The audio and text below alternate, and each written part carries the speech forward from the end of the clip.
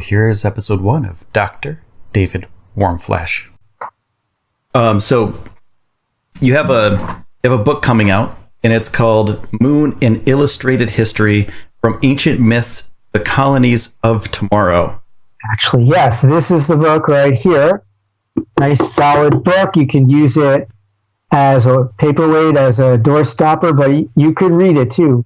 Because one of the cool things about this book, here in the 21st century, people don't like to get actual hardcover books so much because you can hear about the topics on the podcast. I might tell you a few little stories from the book, but this is the illustrated history, and that was the whole idea as part of a series from Sterling Press.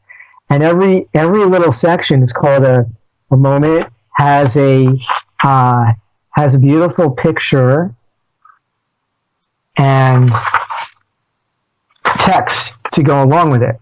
So here, I randomly opened up to this. So this is from one of the early entries telling about a period of lunar geological time called the Eratosthenes period, named for the Eratosthenes crater.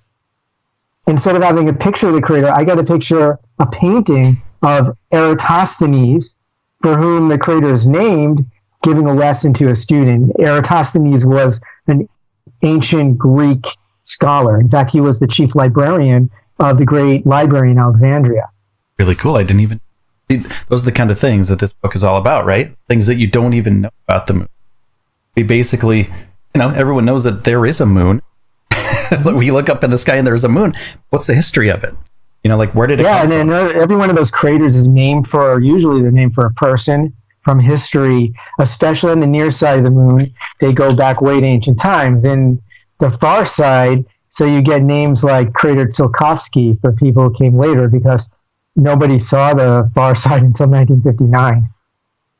So there's tons of craters. There's thousands of craters up there. Do you have a favorite crater on the moon? I like the Aristarchus crater because the name for Aristarchus, who's one of my favorite people from ancient times, and he's actually, the first half of my book is a lot of ancient history before we get up to approaching the space age, and he's kind of a hero, maybe for the first third of the book, because he makes use of the moon, and he uses the moon for something cool. He uses it to figure out that the sun is a lot bigger than Earth, and that if the sun is a lot bigger than Earth, then it doesn't make sense that the sun goes around Earth, that Earth must go around the sun. And that was 2,300 years ago.